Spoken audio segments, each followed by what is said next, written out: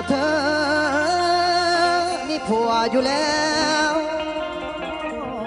เป็นอย่างเฮ็ดอีสาน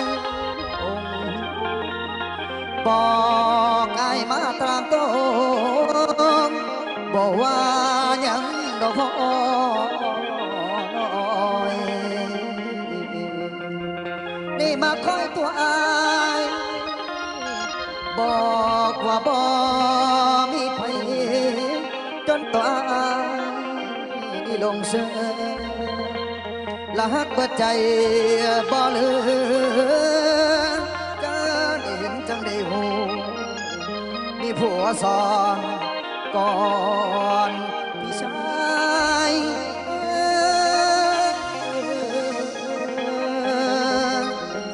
และจะเป็นเห็นไอ้อายระทมทุกน้องอยก็โอมักมีเขาเบิดใจเพชรจังได้สิลืมได้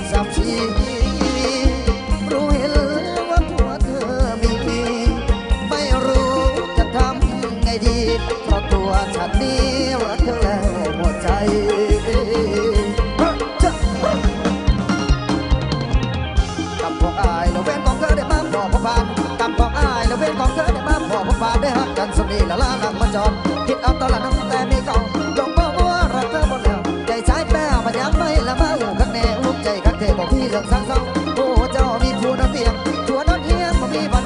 เป็นยังเดจะเสียเวลามาบอกคำดีมาเห็นที่พี่เสียหมวกหักลายมารักฉันทำไมรักทำไมรักฉันทำไมเธอก็รู้ว่ามีคู่ใจรักจากที่อะไรมารักทำไมสันตรองโดนใจให้ลืมตัวเธอยังรักละเมอทุกวันทุกคืนที่รักของคนอื่นรู้ไหมจะนอนซื่อต้องอาจใจคืนทุกจากใจเราไม่เหงาไม่มีสักเสือไม่เหงาไม่มีสักเสือวันคืนมันเป็นตาโยโตพี่ชายเด็กเพียงแค่สู้สาวบ้านนั่นเพื่อนยังสิ่งจุกันและสัมพันธ์ที่ดีตัวไอ้หนีมาสายก็ไปรักแค่ในตอนแต่ใจกันเก่าคิดถึงบ่เศร้าเมียเขาอยากลืม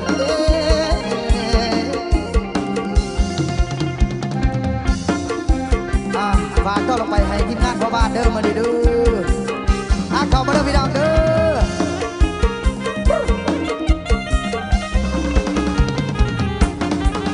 ดอกจานบานแล้วทั่วท้องนาจนเดือนกุมภามีนาเมษายนคิดทอดก่อนใจคนจนที่เคยปีนต้นดอกจานหวานใจดอกจานบานเมื่อปีกายที่ยังจำได้ใต้ต้นกระโดดสัญญาอยู่ข้างท้องโฟนน้ำตาจะหล่นถึงคนรักไปใส่นอนนวลนอนเจ้าบอกมาสัญญาเพิ่มเติมดอกจานบานกลางทุ่งเดิมที่เราเริ่มสบตาสัมพันธ์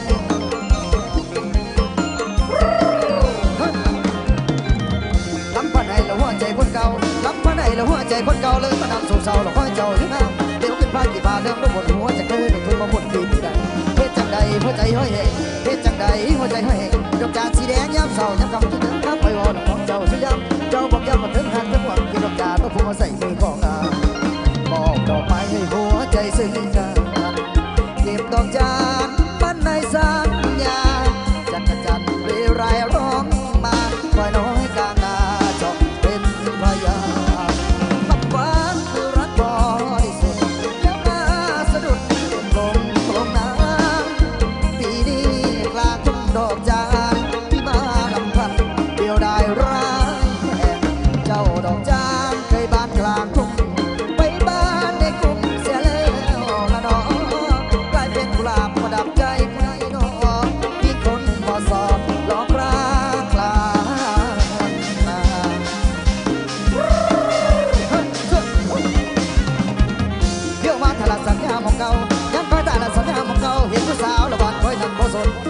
คนดอกคำเก่าเขาหลังจะเขาหวังกำลังเขาสั่งในใจปัจจัยไปให้ใครเขาของปล่อยให้นุ่มทองมักเป็นนุ่มแพงเพิ่มย้ำดอกจานสีแดงใจสะเลงแกล้งทรมานค่อยวันละลายปีบนฟ้าค่อยวันละลายปีบนฟ้าดอกจานละบาทแล้วกะล้นเลยคิดวันนั้นแล้วกันผ่านกลางก่อนจะขอแค่จะลาเธอเอาเป็นทางผ่านอดีตรักโดนจากสังหาร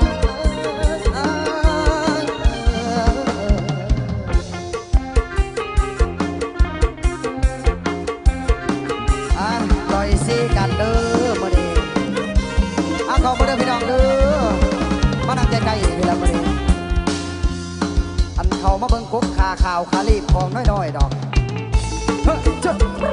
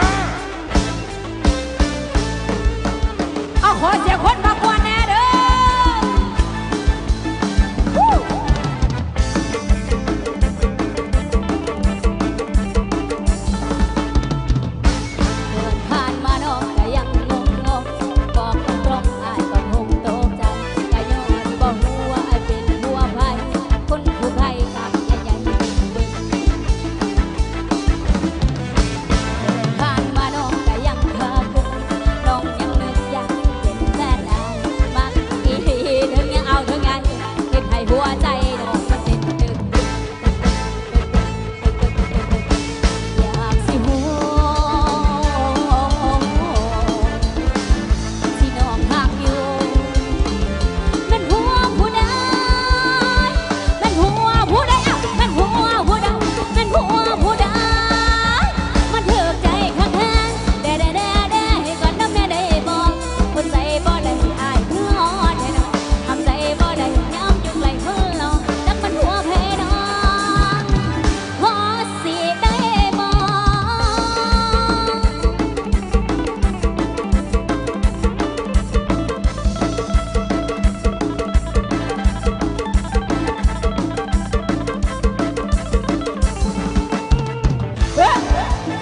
ช่วง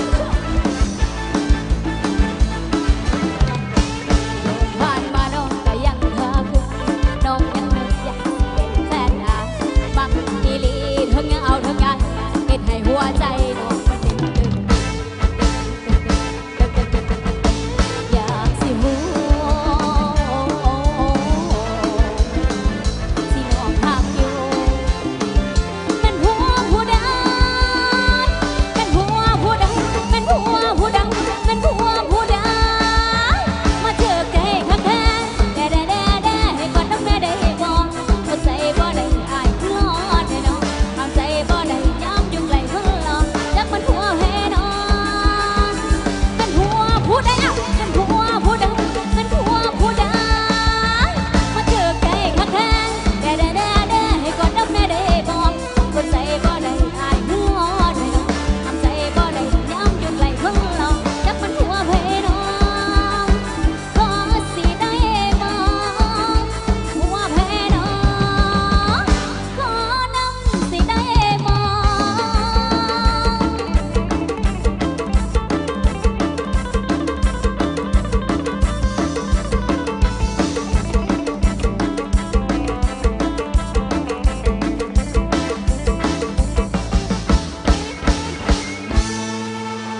เสียง